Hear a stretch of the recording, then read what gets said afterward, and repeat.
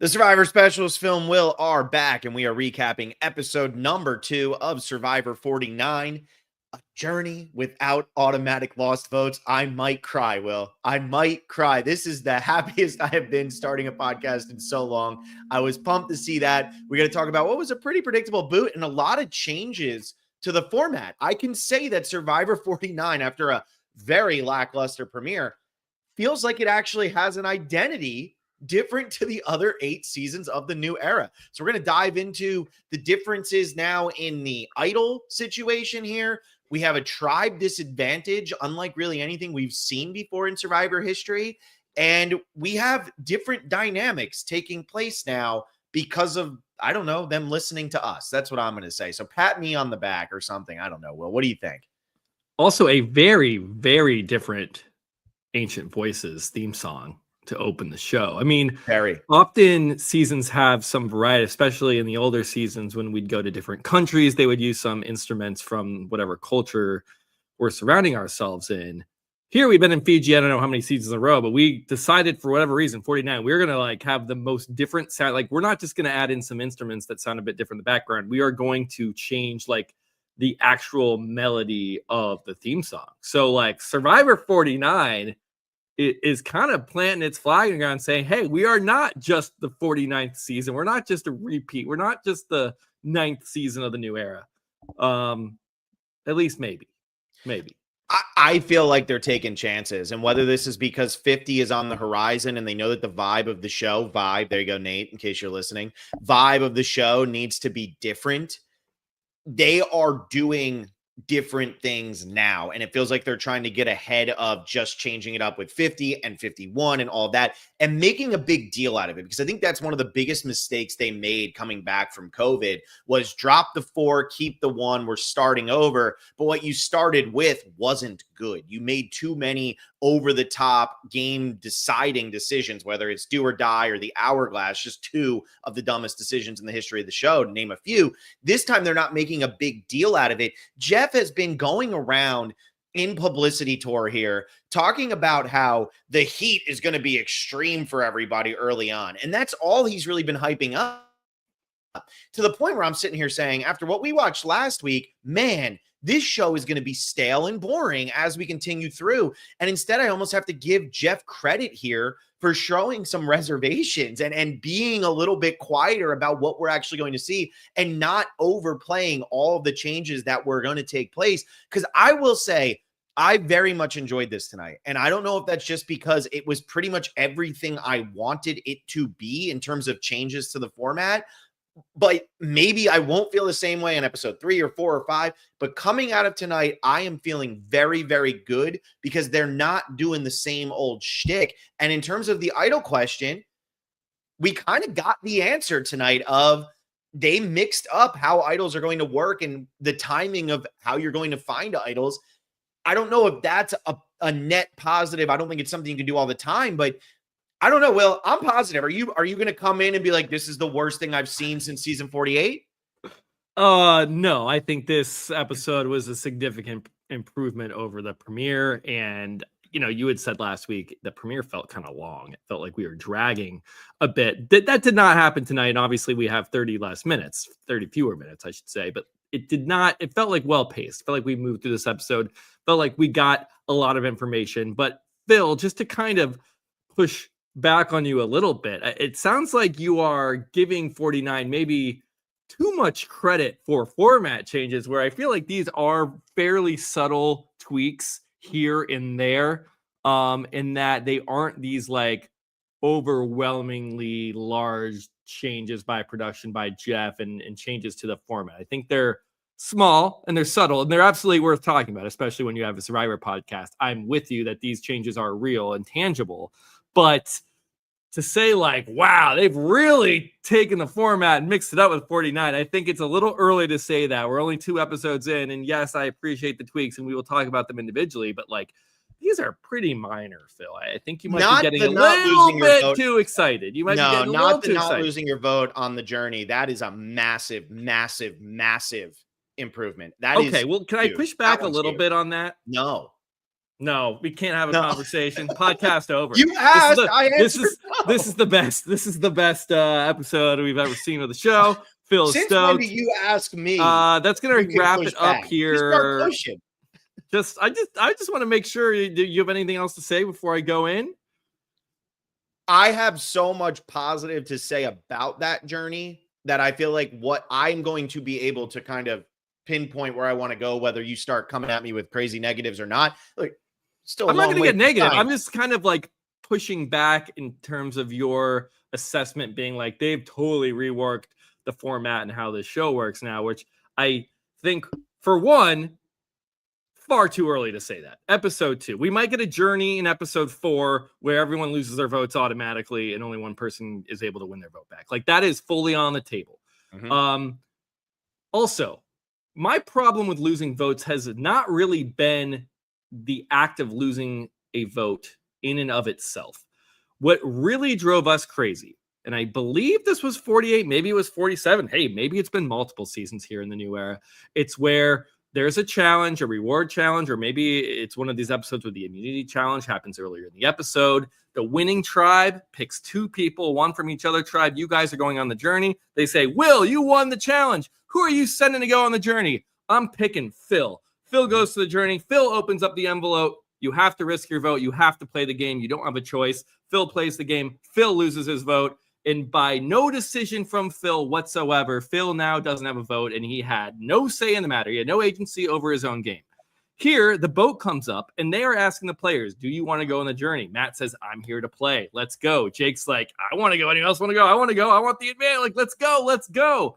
We see Jawan being like, if no one else, like, these are people, the 3 people that decided to go, that know how New Era Survivor works. They know the risk. They know the reward. They know that this can happen, that you can lose your vote, and I'm okay with that. So that would be number 1 for me. My big issue was never the loss of votes. It was the mechanic in which we were losing votes when people didn't have a choice. They absolutely had a choice here. So if there had been votes lost, it really would not have bothered me because these 3 people all volunteered to go. That's number 1. Number 2, Phil, I know Jawan went with disadvantage for the challenge, but one of his options was literally to have one of the people who lost the journey lose their vote. So it's not like it's some big reformation. This isn't some big redemption change. We're just like, we're done with losing votes. It's not going to happen. That was literally one of the options that could have happened. It's not a lost vote. It's a stolen vote. Those are 2 different things. Literally through a mechanic of the journey. We are not like whitewashing Survivor right now. I mean, like, they've totally gotten rid of lost votes when literally the option was to lose a vote from a journey, Phil. Here's what I like. Okay. And here I get where you're coming from a little bit here, but I'm now going to push back. I like that the players are making decisions again. And I feel like if we get negative about the players making decisions too much, they're going to say, see, that didn't work. All the podcasters are whining and bitching and the internet was complaining and all of that. No, the players are making decisions. And here's what I also loved about this journey. What is fun about watching people do an impossible challenge, or watching people roll dice, or watching people spin a ship wheel to decide yes or no? Nothing. Literally nothing is fun about watching any of that. What's fun about this challenge? You have 3 people competing, and they are deciding who to throw their coconuts at, knowing that the person who wins is going to get some sort of advantage. So now the players are also in their mind saying, who would I almost be most okay with winning this challenge? There's a bit of a choice element going on there. It's not just, you're physically better than me, you're better at a puzzle, you finished first, you rolled 7 and I rolled 6, you got the ball that was a different color. This is a different kind of challenge. And I know that we did something similar last season when Star lost her vote, but this one was a lot more. There's still some sort of skill involved, and you can team up on one person, but that person being out doesn't mean the other 2 people automatically win, because there's still going to be one winner of this challenge. Whereas a lot of times when they go on these journeys, we see these types of challenges where one person walks out automatically losing their vote, and the other 3 are able, or the other 2 are able to team up on the one person. So I appreciated that you didn't get that here. I also love that Jawan did have a choice. He has a choice to steal a vote from somebody else, or he can get a disadvantage for a tribe. And what's good about the option to steal a vote from somebody else, as opposed to them just straight up losing their vote, it creates drama. It creates conflict. If that person ends up losing their vote and now Jawan has another, they know Jawan made this decision against them. They know that Jawan is the one who stole it. And so I appreciate that Jawan had decisions to make, and that, like you said, the people who chose to go out there, yes, they were making that decision, but everything again was decision based. It wasn't just totally luck based. Everything had a reason. And that's what I want to watch my players do. I want to watch my players make choices. That is what Survivor is all about. And that is what that's what the new era, especially season 48, was missing. Thomas and Bianca went home because they rolled the wrong dice or something along those lines. I don't want that. I want decisions. And this episode is a massive step in the right direction of them tweaking. Yes, they feel it's minor tweaks that feel major because they're getting rid of some of the dumbest decisions they've made, in my opinion, in the history of the show. Sure. And I think there is a wide spectrum of journeys that we've gotten in the new era. I think there are a couple where it's like roll dice and it's literally all luck, or pull into a bag, literally all luck.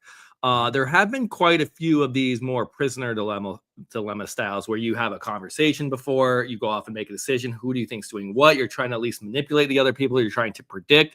You are going to take a risk. Like if I put my ship wheel towards risk my vote, and someone else does that too, I know I'm risking my vote. Like I know the mechanics, I know how they work. I find the ship wheel actually more interesting than tonight's journey. I think tonight's journey, what you want out of a challenge like this is a pretty simple mechanic where you're targeting other players. You want the confessionals to be about, hey, I really don't want Jake to win. Jake's this big buff guy. We don't need him having any power if we hit a merge, right? Or man, Jawan, he looks like he knows this game inside and out. If he gets some sort of advantage, he's going to know how to use it. And you're going to want two people teaming up on one person, deciding they don't want that person to win. We did not get a lick of rationale of why they threw coconuts at who. So much so it looked like they were just alternating because they didn't want to piss anyone off, which is the right move here. Like you're meeting two strangers for the first time.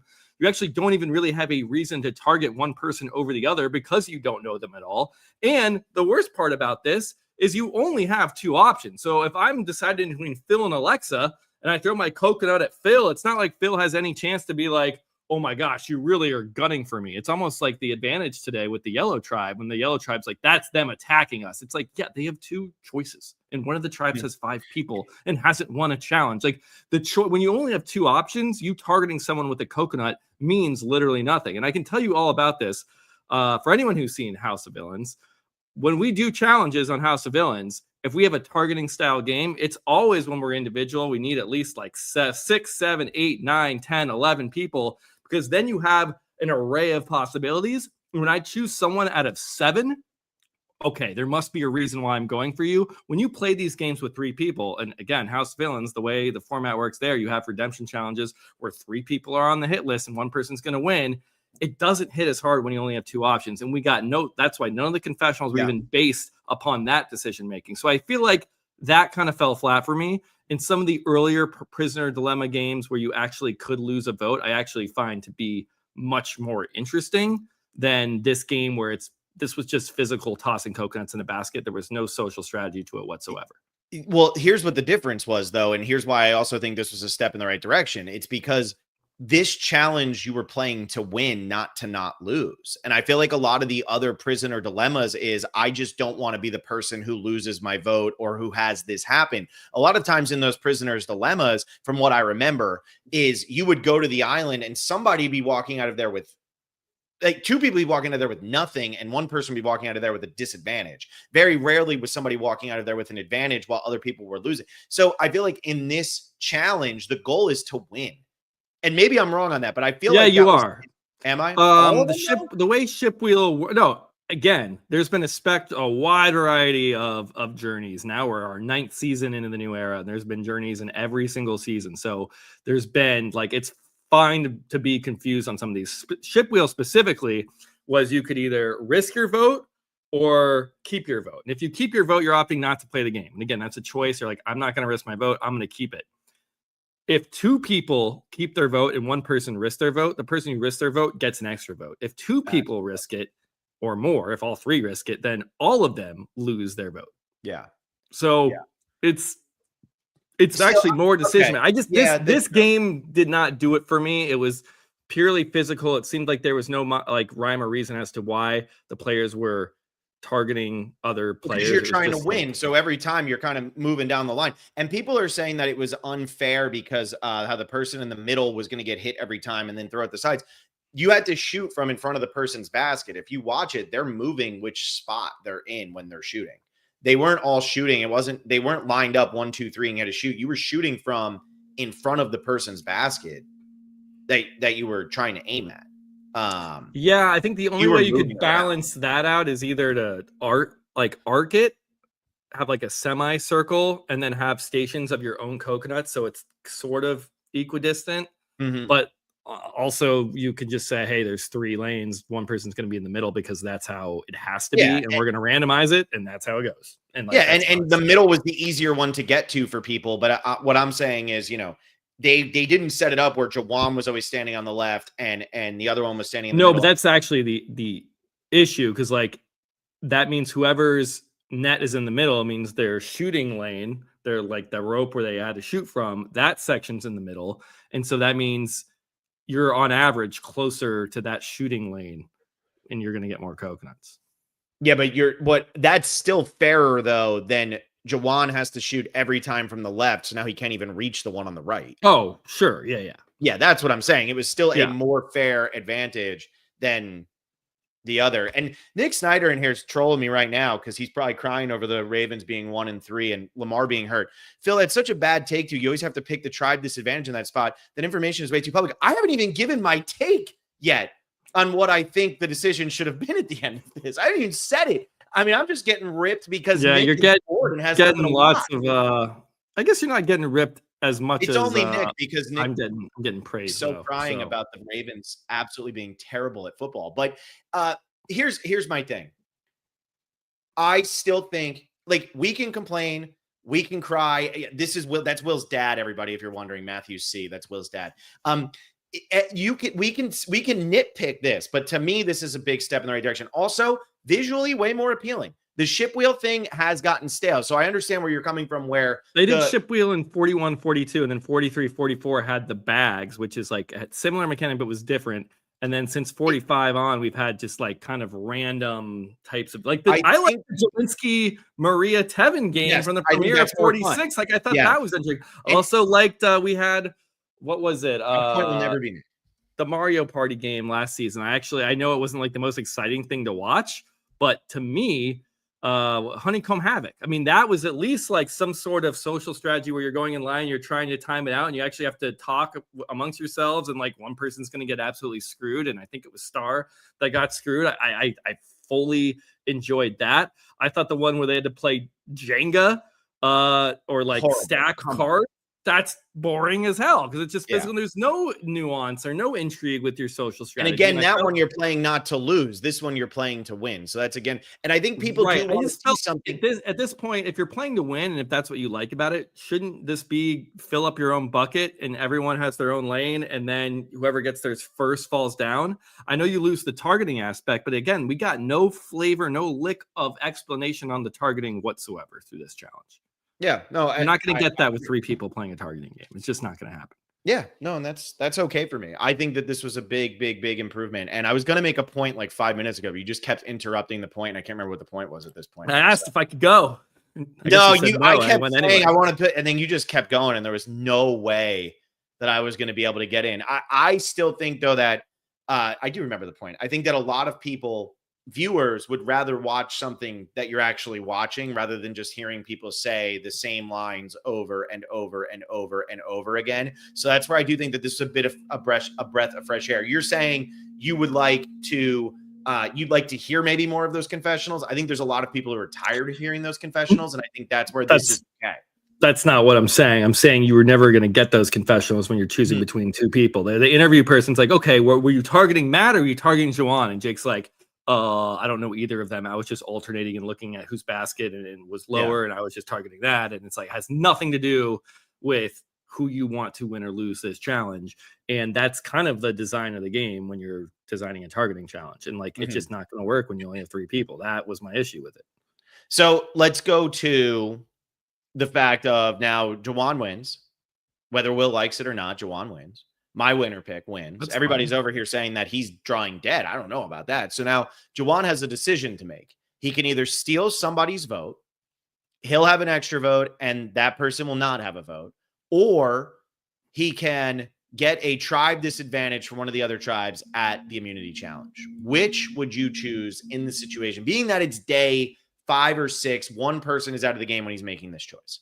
Yeah, this is another one. This is another part of the reason why I didn't love this journey as much as you did. You keep touting that this journey is full of decisions, or at least this episode allowed the players to make decisions for themselves, and the game wasn't acting on them. But honestly, Phil, I kind of feel like this goes into the hourglass bucket where the show gives you a choice and there really is only one choice to make. I think the tribe disadvantage of the challenge is almost always your right choice. And I very rarely see a time in which you actually want to steal someone's vote. And here's why.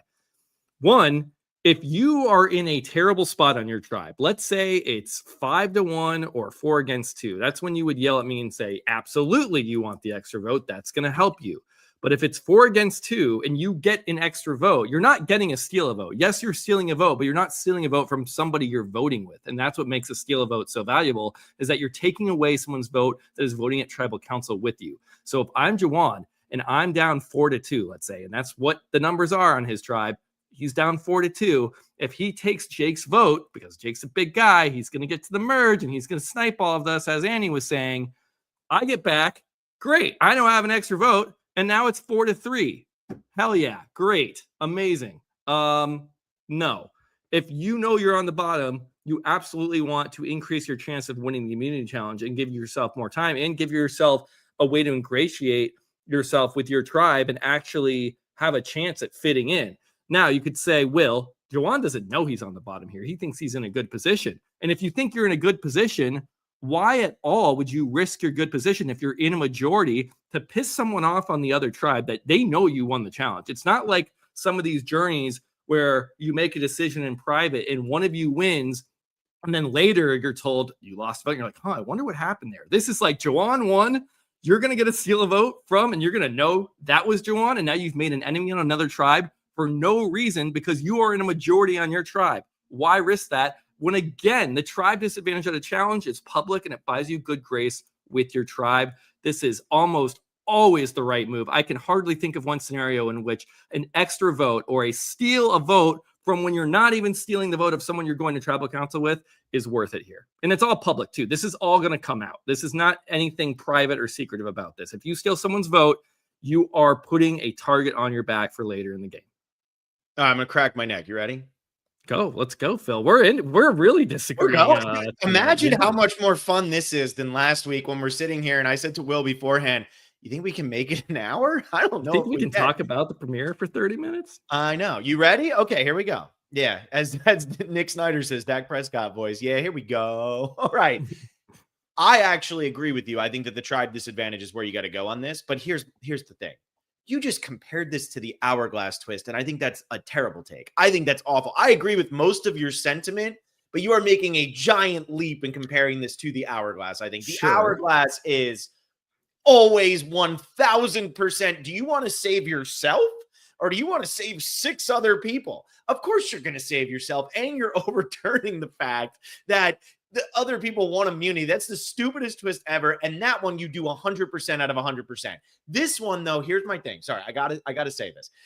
This one, I think you always take the tribe disadvantage, but I think because of the different personalities that they normally put on the show, they don't anymore. Every personality is essentially the same now. But because of the different personalities you generally put on a reality TV show when you're trying to create drama, you're going to get people who react in these situations in a pressure type situation differently, right? And so you're going to get people who are going to go selfishly and say, I want to play this game like a villain. I'm going to do it this way. Or I kind of like those two guys. My tribe hasn't been good to me. I'm going to take the steal a vote and I'm going to get whatever. You're going to get people who aren't going to think rationally and logically. And I think you're a very logical, rational thinker. I'm a logical, rational thinker. But there are going to be people who want to figure out how they can make this a big move. What can they do that's super dramatic? This is not 100 out of 100 like the Hourglass is. This is probably closer to 80 out of 100. I think that if you did this on a season like Ghost Island, I would bet you that 5 or 6 of the people would have gone with the extra vote. And Chris Noble is one of them. Maybe it's a casting thing. I'm just trying to think of like a logical scenario where it's beneficial for your game. And that is how we're casting the new era. A lot of gamers, a lot of Survivor fans, a lot of people that look at the macro of everything, not just like, okay, I get this one little vote for one tribal council, but like, how does this affect me overall? If I'm sitting at final 3, does this help me get to final 3? Does it help me with juror votes? Like all of that. I am a hard press, Phil, and maybe you can do it for me. In what scenario is it optimal gameplay here to steal a vote from a stranger on another tribe when they know 100% it's you? Again, if you're in the majority, you don't need to. And if you're in the minority, one extra vote on a 6-person tribe isn't going to do anything for you. There it is. I think this is where it hits. Zach, with any blue player would want it next week. I actually think they did this too early in the season. Next week. That's next week. No, but I think if you have 5 people on your tribe, this is actually much more of a decision, because let's say the first vote didn't go the way you thought. And now you feel like, okay, I have one person I can work with. I'm outnumbered 3-2. Let's say Alex is over there and he has Annie who he's working with. Let's say he was kind of aligned with Nicole and he didn't see that coming. He's outnumbered 3-2. Now you still vote. I actually think what the interesting dynamic here might be that isn't actually an interesting dynamic, Will, in the long run, and we can talk about this a little bit, is you're not stealing from your own tribe. You're stealing from a different tribe. And I think that's where this becomes kind of different than anything else we've seen Survivor do with this, because you're not now stealing from somebody on your tribe to make it a 3-2 in your favor instead of a 3-2 in a disadvantage. You're tying it up at 3-3. It does become useful there, though. So I think if you were on the 5-person tribe, you had a much more likelihood that somebody would choose that twist, that advantage. And I don't know if it would work, but I do think that that's where you would do it. And I just think they did this too early. You shouldn't have done this at Final 17. This should have been planned for Final 15.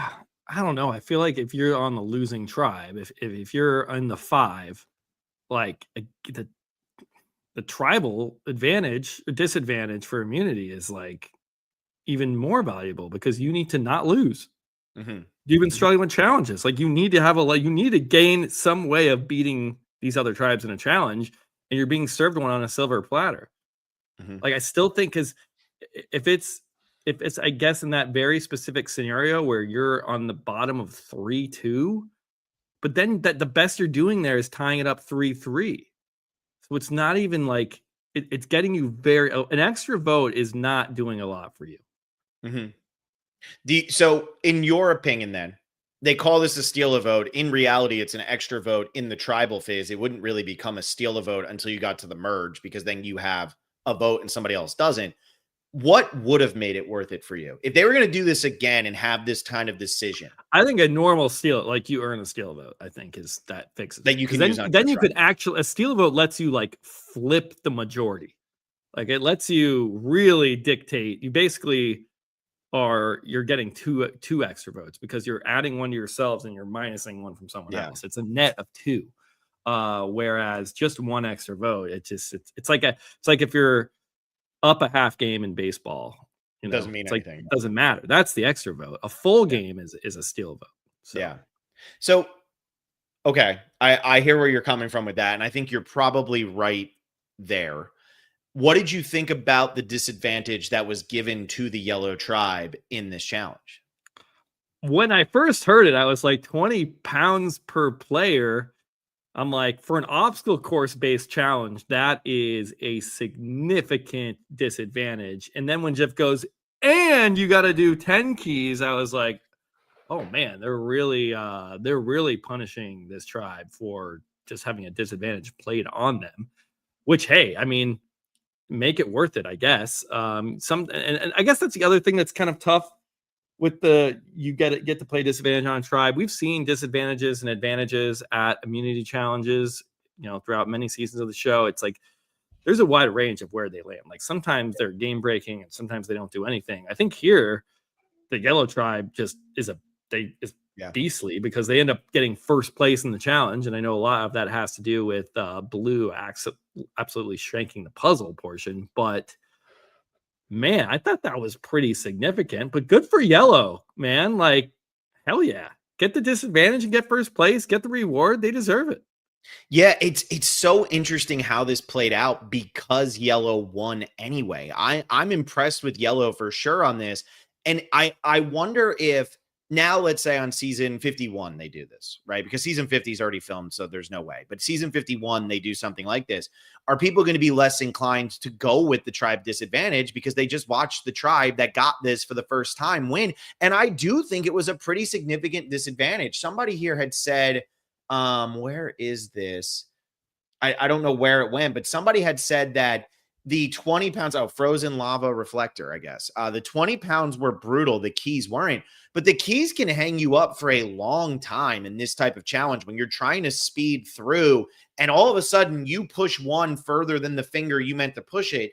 And now all of a sudden you have 10 keys that you're working through a second time. That can be a little chaotic. And especially if you're already trailing because you had to carry the weight.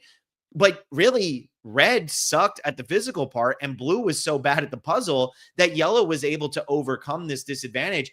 I think it was the right choice. And I respect that Survivor's going this route. When I first heard it, I had flashes of Medallion of Power in my head. And all of a sudden I started saying, well, is this just going to be so stupid that it's going to be obvious what's going to happen? I was very pleased that that was not the scenario. And I do think that the yellow tribe had to overcome and be the best tribe to win, which again might be a way for Survivor to be saying, hey, instead of voting out stronger people early, you really do have to consider keeping them. I know 48 had strong people that made it very deep in the game, obviously. But for a while here in the new era, it's become so meta that a lot of times it is the nerdier, smaller people who are taking over. And maybe this is a way to try to level that out and say, hey, you never know. You could get a tribe disadvantage in 2 weeks. Do you really want to vote out the Jake of your tribe? Well, we saw Annie completely 180 on that very choice. Yeah. Being like, we need to win a challenge. We cannot afford to lose Jake. I don't know how much this will have like influence on the meta of the game. I think we see these like one shot cute little ideas from Survivor. And I thought this one worked. And honestly, Phil, maybe the most impressive part is that even if blue does the puzzle normally, not even for the race through it, just like use their lead and get the puzzle done first. Yellow still beat the red tribe. So yellow is going to be fine no matter what. Even though I do think it was a significant disadvantage, I don't think this will change the way people think about playing the game moving forward. I think this is just a nice little one-off thing. Second episode of the season, just a little mix up here. So now here's my next question to you. Do you just bury the blue tribe if you get this option, or would you have done it to the yellow tribe too? I'm with Juwan's decision here to go after yellow. I think it's just more of a politically okay decision to make. And I know we had Sophie be like, no, that's BS. They're coming at us because we're full strength. And it's like, yeah, well, sure. What if you are? Again, like when you're choosing between one of two options, it doesn't sting as hard. There's 10 tribes out there and they pick yellow. Okay, sure. You're going after yellow, but like, why the way he explained it too, he's like, man, they're really down. They don't even have flint or machete. Like, why would we go? Like, what does that do for them? If the blue tribe keeps losing, obviously it's better if yellow loses. And I think doing the rational thing is often the best thing because you're not then raising any eyebrows. I think anyone on yellow, you even heard Christina go, shocker. Like, of course they played it on us. And I think if that's the sentiment from yellow, then they probably can't hold it against Juwan. Whereas like blue tribe would hold it against Juwan. Yeah, well, they'd be like, what the hell, dude? We didn't even win our like machete and pot and flint in the Rizzo versus Alex challenge. And like, then we didn't win the coconut bag toss. Everyone knows that. Like, what are you doing? Like, there's no reason to raise any eyebrows. Let me make a little counter argument here. Bury them, and here's why. In the new era with 3 tribes, if a tribe goes in with 6, they almost always get wiped out. They become the easy target. This even goes back to something like Kagion, right? You had the Beauty Tribe with a good amount of numbers hit that merge, and the Beauty Tribe just gets wiped out. Goes back to season 25. Yeah, there you go. With the name original, of the tribe, I can't remember. Matt Singh. Well, Matt Singh loses early, and then Yellow has the lead. They go before the Calabows, for some of them at least. I feel like in this situation, you don't want to be the tribe that has the lead over the other tribes. If you hit a merge or a swap situation, you become the target. You still kind of become the target if you're Jawan anyway, but you're put in an impossible situation. I think I'm burying the blue tribe and saying, get out of here. Now, if we swap, Yellow's just as threatening as we are. If we both go in 6-6, if we merge, hopefully we lose one person before they do. I feel like I'd probably be going at the blue tribe here. Now, that's a lot easier to say when I'm sitting in this chair talking to a microphone, looking at Will and trying to play devil's advocate a little bit. But I do think that going for the blue tribe is maybe the smarter move. And that's what I thought Jawan was going to do in the moment. I think you could make that argument, but we have seen some winners come from successful early tribes. Didn't Erica not go to tribal council at all in season 41? Didn't Gabler? They lost one challenge pre-merge. I think, yes, we've seen a lot of successful players come from tribes that get decimated early. I think a lot of that's because they get screen time and they get experience, and then they become not threatening. So you only have 2 other people or 1 other person from your starting tribe. We're not worried about you. So sure, there's that argument. I think the argument of really pissing off 5 people, because what if blue wins and then you have 5 enemies that are not gonna want to work with you or hold a grudge.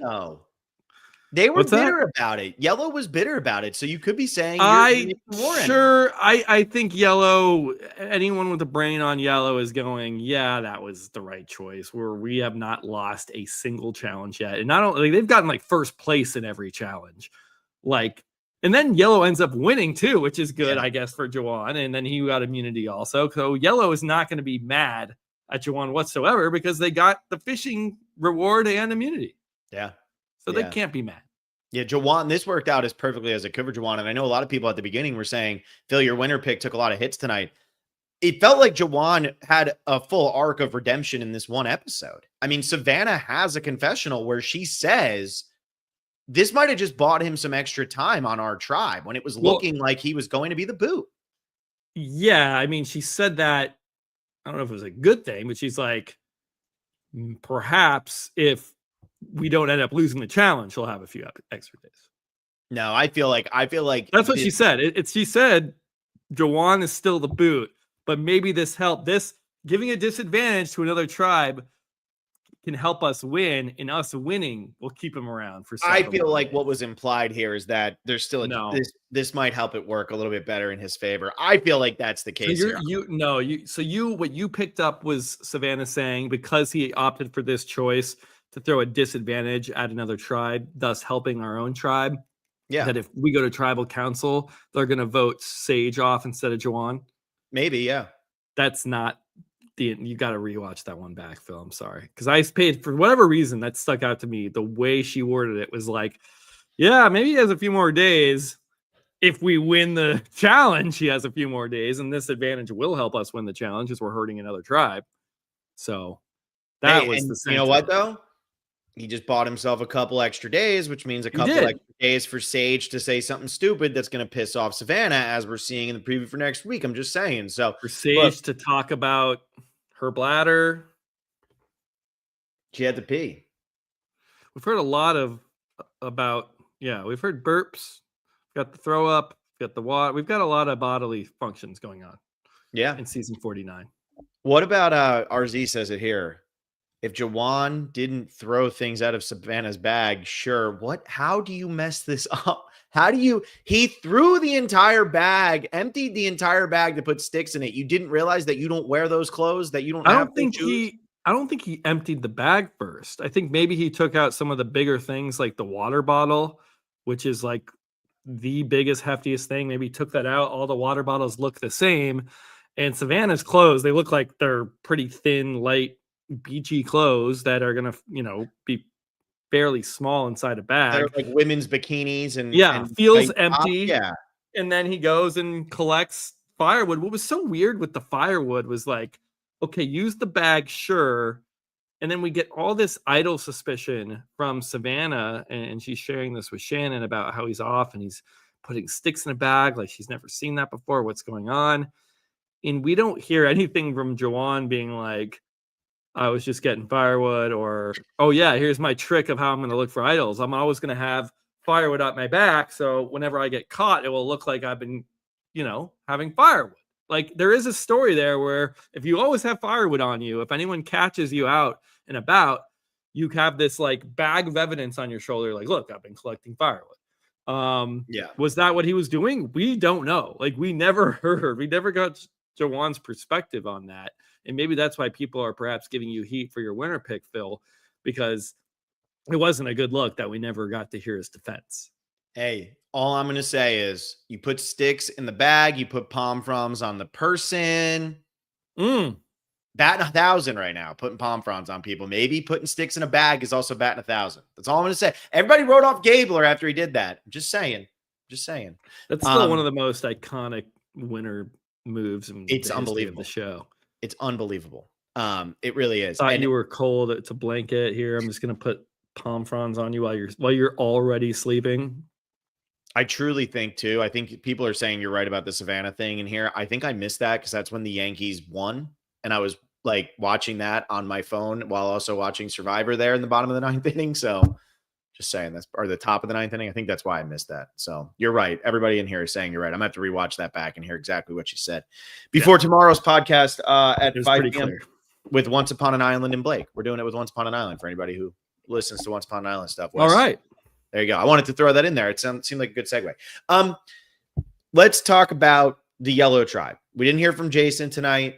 Christina was screaming her lungs out at the challenge. Good for her, having the pipes. We are barely getting stuff from this tribe. It feels like this tribe is going to remain intact for a while, but what we are hearing is Sophie's going to go home. Matt's a little sketchy. MC's playing both sides a little bit. Good night from MC. It was after a really bad premiere for MC. Yeah. This was like watching the previously on. They show you the dynamics of the blue tribe. They show you the dynamics of the red tribe.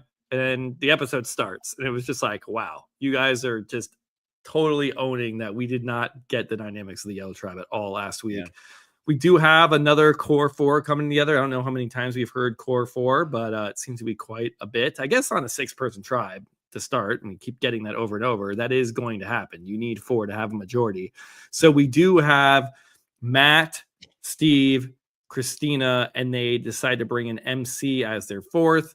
Matt does not use tact here whatsoever, and MC immediately goes, okay, how long have you had this 3-person thing? I feel like I'm the 4th, but doesn't let the other 3 people know that, gracefully accepts to be in this alliance, and she tells us, the audience, I'm a little bit skeptical of this, which, hey, good spot for MC. She can go with this 4 if she wants to, or she's already kind of hinted to Sophie, I'm not really with them. Let's see if we can figure something else out. So it's actually happened twice tonight.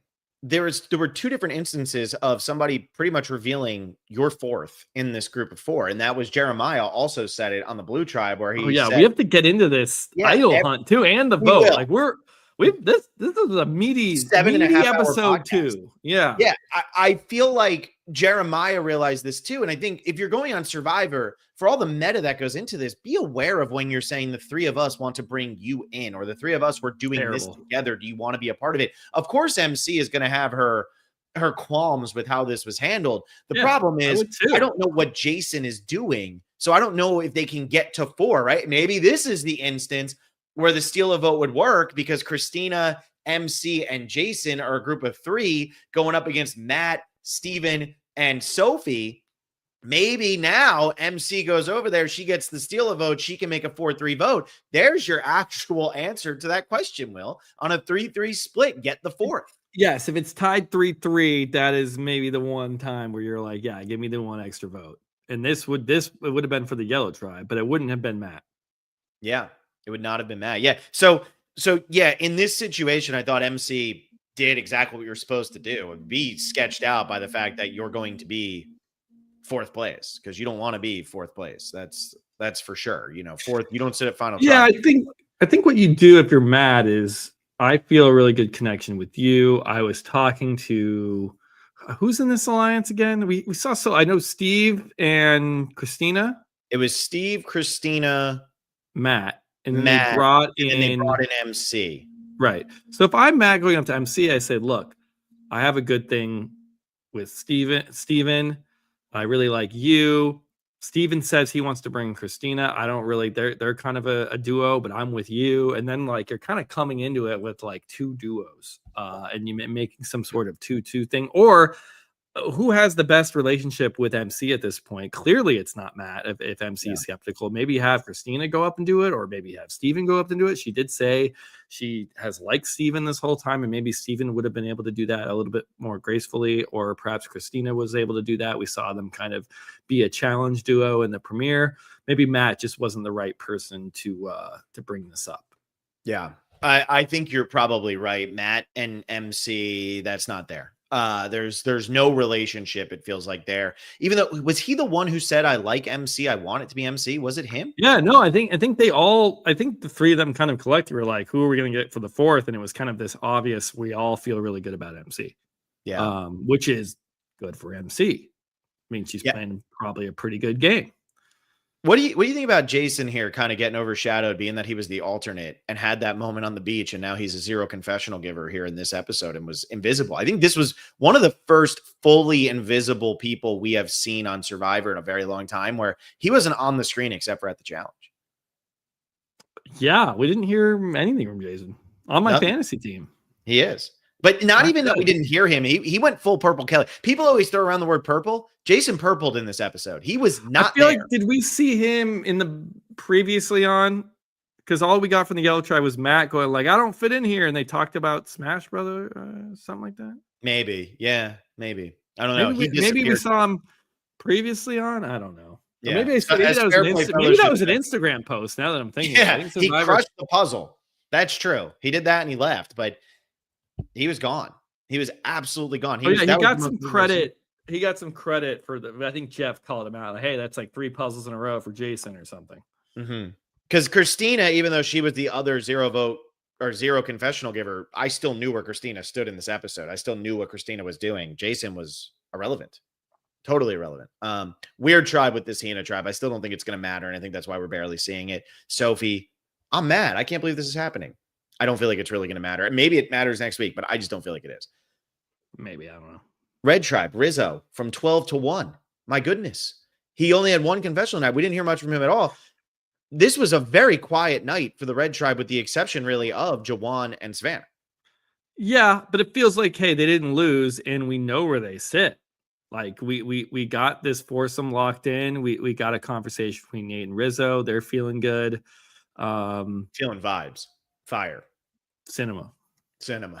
Which Nate and Rizzo both said cinema for the prop bet game, for anybody wondering. Because that was the name of the episode. That was the name. I don't know why it was the name. Why was the name of the episode Cinema? Was this episode Cinema? Yeah. It was more vibes than Cinema. It was more vibes. They should have called it Fire, honestly. I think Vibes would have been a better name for this episode. This episode had vibes, but it wasn't Fire, I wouldn't say, and it wasn't Cinema. I will say I have to give Nate some props too here, even though nothing really changed. And I think he spoke maybe once. I really appreciate Nate just going in on the whole, everybody just kind of has time to hear each other's feelings, which is something my generation really didn't do. So I feel like I'm having to feel this out. I also like that Nate's calling that out, because that's like not really how all 30-year-olds are either. I feel like that's just kind of the 30-year-olds they're putting on certain tribes, maybe like this Red Tribe. Nate is saying that as if that's something that like 45 and plus do. There's a lot of 30-year-olds, early 30s, late 30s. It doesn't matter. But a lot of these people are in their 20s, right? Like no. Rizzo's in his 20s. I think he might be the only one. I think I know Savannah's 31. Yeah. I think Cinema is very new. Aura is very new. Well, that's because of the Scorsese thing. But wait, we say vibes. Vibes is a very common word. Like Yeah, but I understand vibes. Sage Maybe is 30, Savannah's 31, Shannon's 27, Jawan's 28. So, I mean, they're not that. I mean, Phil, we're talking like 5 to 6 years younger than us. That's that's a different generation, essentially. My wife is 28. It's like not. I'm just saying, like she doesn't. Yeah, thanks. I think fire. I hang out with plenty of her friends, and they don't just walk around saying fire and vibes. But I also don't think it's just that. I'm saying I'm not even really pointing out necessarily the words they're using. I'm saying that Nate is calling out the whole. They just want to sit around and like have time for each other's feelings, as if that's a very huge part of being 27 to 35. And I just don't think that that's true for at least. I get what you're saying. Yeah, that's just the vibes of these specific people. That's just who they're casting, in my opinion. I don't think Will and I would be sitting there going, wow, tell me again about the prayer for the hermit crab. I do it for Survivor's sake, but it would be very obvious, and I'd probably be with Nate over in the corner going, what are we doing right now? Yeah, how's your aura? How's your aura? I mean, even what was Sage's story? Sage's story was what was? Would you say rad though? What words would we say where we don't think it's weird, but like Nate would still think it's weird? Probably dope. Dope, sick. Dope, sick. Dope, sick. Yeah. Okay. Now, great TV show. Way to go back to back on that. Sage is telling a story about being the Easter Bunny. I don't really know what that was. And like Dollyhood says here, Sage is a veteran. When are we going to get that part of the storyline for Sage instead of just that she poops? Like, what are we doing? I don't know. I don't know. I still enjoyed this tribe. I thought this tribe was fun. I thought the red tribe is very fun. Yeah. And honestly, for how much we're getting the blue tribe, I don't know if the blue tribe is all that fun. But they're better than last year's green tribe. That's for sure. Probably. Yeah. Definitely. Other than Say on that green tribe last year, we really didn't hear from anybody the entire season. Dude, Cedric was goated, bro. Trying to think of more words that we. Well, that's what's funny is you're saying words that you think are Gen Z, but then you have to put that. Not Gen Z. No, I'm saying what do we say? You have to put that weird accent on your voice though, so that people know that you're trying to be. What slang do we use ourselves that we don't even think is slang because we use it so much? That's what I'm trying to like dig into. And get on it. Cedric, unlimited aura, bro. I don't know, man. Maybe we could get on. This is how I'm gonna eventually get cast on Survivor. I'm gonna get cast by calling up the casting team and saying I can't get along with these young Gen Z kids. They throw me off. I don't know what these words mean. So one of the themes in the 50s is going to be Gen Z versus millennials. You think so? Yeah, and I mean, will be the people who are not lazy and shape this world, just like I mean, we had millennials versus Gen X, and then I think we had Africa. You had Gen X versus baby boomers, right? Remember in Africa, Gen X versus baby boomers, where the Gen Xers did nothing and were lazy and stupid. And then I mean, it wasn't the theme of the season, but it was discussed on the show. They built this world. I'm Unk. There you go. Anyway, Unk is not. Is that good? Bad? That is too new. That is way too new. Okay, good. It's just new. I don't know what the hell that means either. That's way too new, nephew. Yeah. Nephew. Gen Z would eat. I mean, like, I get what all this stuff means. I have no idea. I'm going to crash out the more I keep hearing this. All right. Anyway, let's go over to Blue because now we can finally talk about what happened with this idol. What was your take on the twist here to the idol? And the fact that they're doing, all right, Will's got his hands up. I don't even need to. Yeah, no, another one where I can get fired up and be like, Phil, they're not changing that much. I know I yelled at you before, being like, these tweaks are small and not that big of a deal, and you're praising them, which good. I'm glad you're happy. But this, like, you have to get the idol before tribal council. We have seen this very thing before in the new era. Now, the difference here is that it appears through the wording that if you don't get the idol, that the idol becomes powerless, you can no longer get it, but then you also get your vote back, it seems like, from the wording. You can't vote at the next tribal council. If you don't get the idol, you can't vote, and the idol is dead. You can't vote at this tribal council, because at this point, you are going to tribal assuredly. Yeah. So you that's cannot the only way you can open this like box or whatever. Yeah. Yes. So that's what I mean. We've seen this timeline before where you have to get the idol within the limit of after the challenge and before you leave for tribal council. I remember being like, that's like almost a whole day. Like, it's not that big of a deal. And then I remember we talked to Adam. He came on. He was like, no, that is difficult on a tribal council, like scramble day, especially only 6 people, to be able to get out of the way and get the idol without anyone seeing is going to be very, very difficult. And Adam was very in defense of like, that is a very beware advantage thing. That's not an easy thing to do. But it does appear here, Phil, that if you, let's say Alex didn't get the idol, he would lose his vote for this tribal council, but then it's not like this permanent lost vote that would continue through the pre-merge as other beware advantages have done. And that I like. I think that's a good mix up on this because, again, I hate the idea of Star picks up the thing. Now Star can't vote until the merge, or, you know, and if she doesn't find this idol and all that. I think that this is a good twist on it. This is the smaller of the bunch for me. I thought the journey was much improved. This, whatever. I also feel like if you didn't have an army to go in and do this the way that Alex did, this is really, really hard to pull off with this chain and carrying that around and being somewhat hidden. They almost are making this where you can't do this on your own. Almost every other version of the idol we've seen, you can do it somewhat on your own. Even the one where Tiffany did it, she told Kenzie, but, you know, Gabe with the box, Rome with the box, we saw that. In this situation, this is really hard to pull off on your own because you have to be gone for a while. You're carrying around this chain. Maybe I guess you could have brought the box over to the chain though, couldn't you? I was thinking that too. And then I think it was either, there's probably a rule that says you have to bring the key to the box, or producer tells you that. Cause that's where the fun is, like carrying this big chain around. And it's clanging. Or the box itself is locked like around the tree. And like you can't move that would be the smart way. Which actually might be true because there were chains on the box too. So maybe that's what it was. Maybe it was wrapped up. But they're not going to let you take it and move it. Because I appreciated that. Look, the whole rushing it and everything like that. The only thing I like about this is that it's again removing a little bit of the lost votes. There's still going to be a lost vote here, but it's time restricted. How many questions do we get every time of what if Star never finds it and goes to a different beach, or what if she hits the merge? What's going to go on? We don't know. This is easy to follow. This is simplifying for a general audience, which I think is a good thing. Sometimes we get a little caught up, and I'm not just saying you and me. I mean, like the Survivor online community as a whole, we get caught up in. We want it to be a little bit more complicated because we can really follow it. For a lot of the people who are watching this show, that's not the case. A lot of them watch it on Wednesday nights. It ends at 9:30 and they're done. They watch it again the next week at 8 and that's it. They don't even talk about it.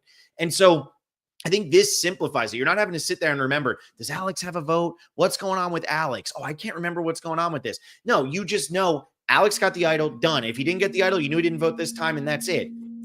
So I think that this is an improvement, even if this is something that's smaller, but I hope that these types of beware advantages start to go this way, where lost votes and stuff like that only last for one episode, not all the time. Yeah, I'm okay with that. I guess, I don't know. The lost votes for the beware advantage to me don't really matter all that much because like I can't even remember the last time someone hasn't been able to accomplish the task. Like all of these things, like they always figure it out, whether it's opening the box and finding the key, whether it's getting beads from people on your tribe.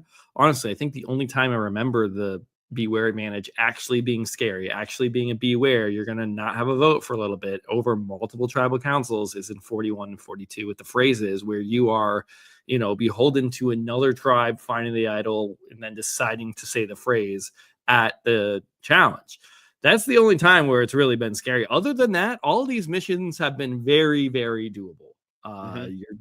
You're gonna figure it out, and sure you can add a time restraint, but it seems like okay, we're just gonna bring in more people and have us, you know, let's everyone chip in. We'll get our vote back. We'll get the idol, use it together as an alliance, and that's that. I don't think I'm that worried about the losing of votes.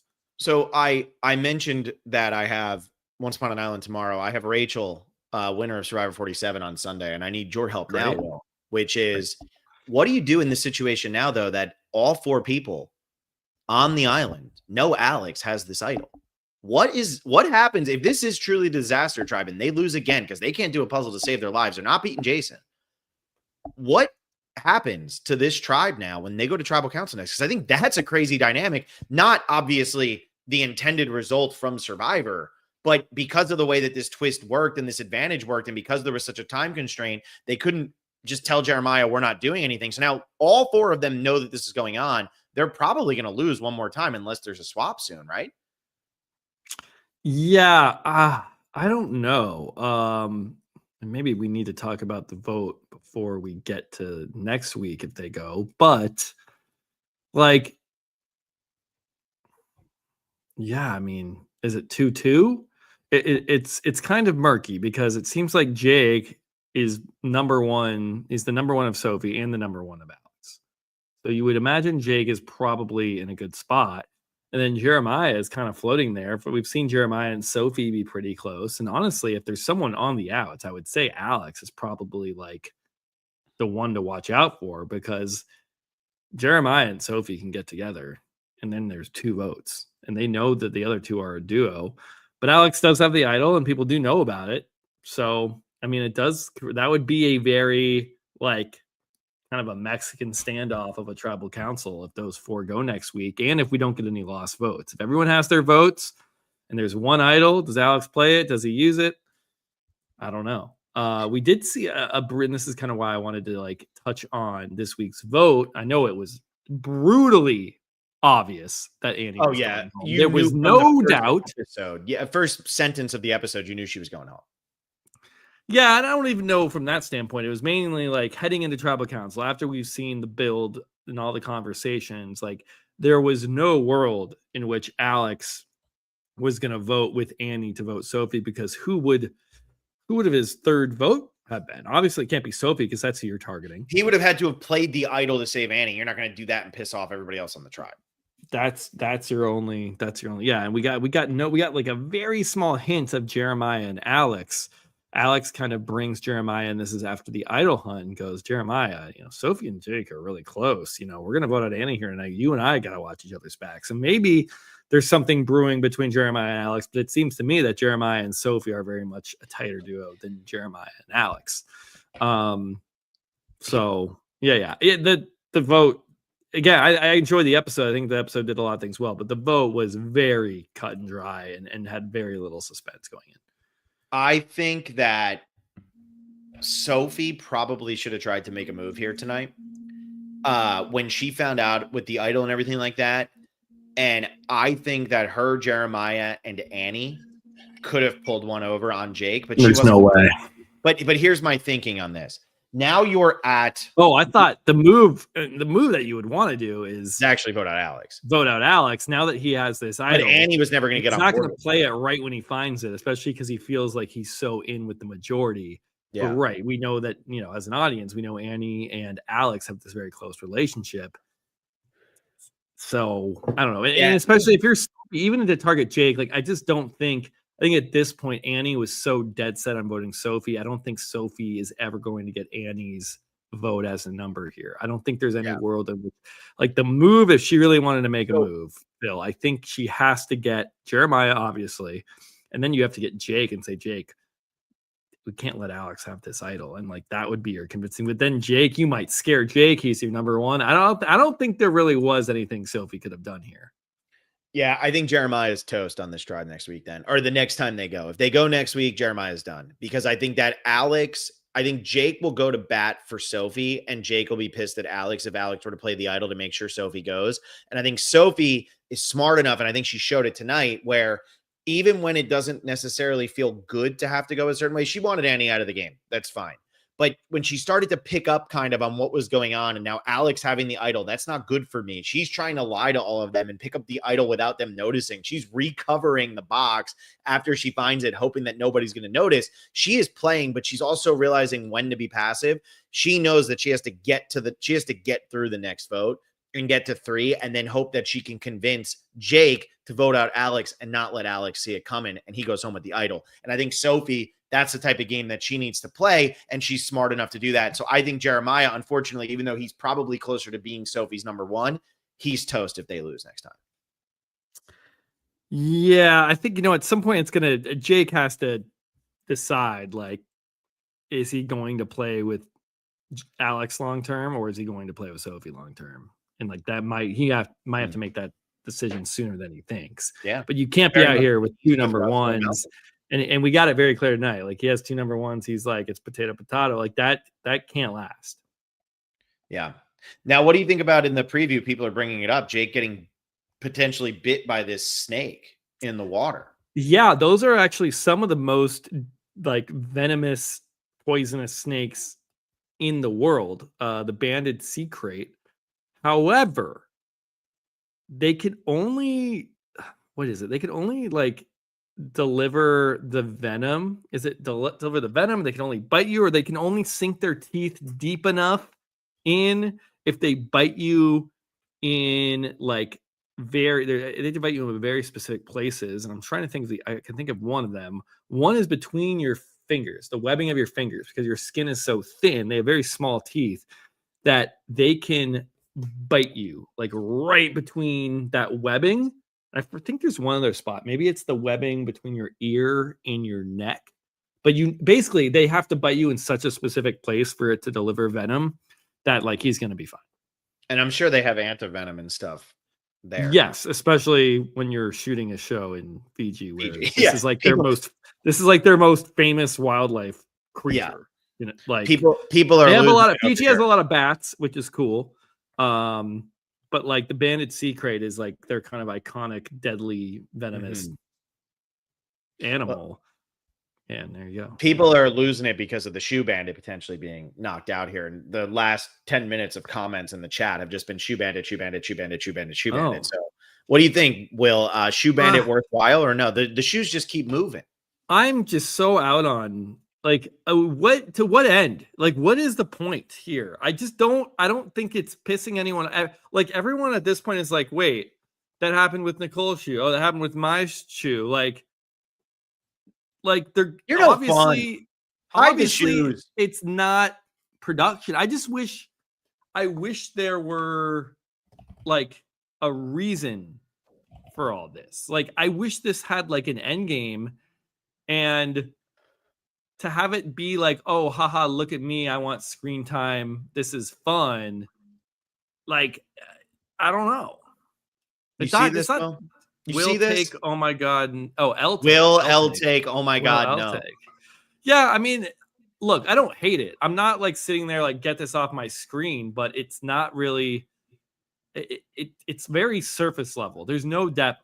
I don't feel like there's much we need to like break down.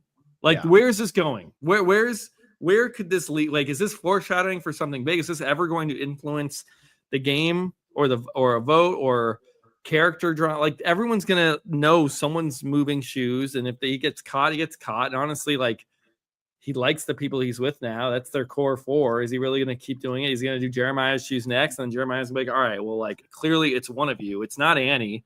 It's definitely not Nicole. Maybe here's what I'll say, Phil. Maybe if the shoe bandit is like predictive of the boot order, that could maybe be somewhat interesting. Because it has been the two. It has been. It's like Nicole's shoe gets stolen, and then she goes, Annie's shoe gets stolen, and then he gets swapped, and he steals someone's shoe. And then at some point you have to like let someone in on it, because if you get tribe swapped and you're out there with Jeremiah, and then like, you know, let's say Sage's shoe goes missing, Jeremiah's gonna be like, wait a sec. Like, the only person from my tribe that's with me is Jake, and everyone's shoes going missing. I'm on another tribe and shoes are going missing. Like, Jake is hiding the shoes. Like, you kind of need to bring someone in the loop if your ruse is going to get big and sustain. Well, and it was even funnier because he's sitting here going, hey, are these whose shoes are these? Yeah, he's asking like dry. Okay, and then he just picks up Annie's shoe and throws it in the woods. Right.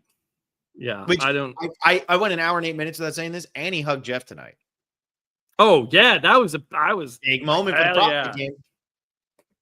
Huge. I didn't do a prop bet game this year, man. Bummer. I know you didn't get in on it. I know. Puridium and I did it. Neither one of us put Annie for this, but there are a couple people who did. So I'm sure there are. I was probably a pretty wise pick. Yeah. Annie with the hug on the way out. That was huge for a lot of people. But yeah, I agree. The shoe bandit stuff, I said it last week. I'm saying it now. I'm still so confused, Jake. Just give me. I can't wait to see where it goes. I don't hate it, but like, where is this going? Yeah. Anyway, what else did I feel like so much happened. That was an hour and 9 minutes. That was the easiest hour and 9 minutes we've ever had. Yeah, we just ripped there for a little bit. Do we need to like? Yeah, I mean, we were just kind of flowing. Is there anything we need to like really call out and hit? Like, obviously, Annie, this is the right move for everybody. 100%.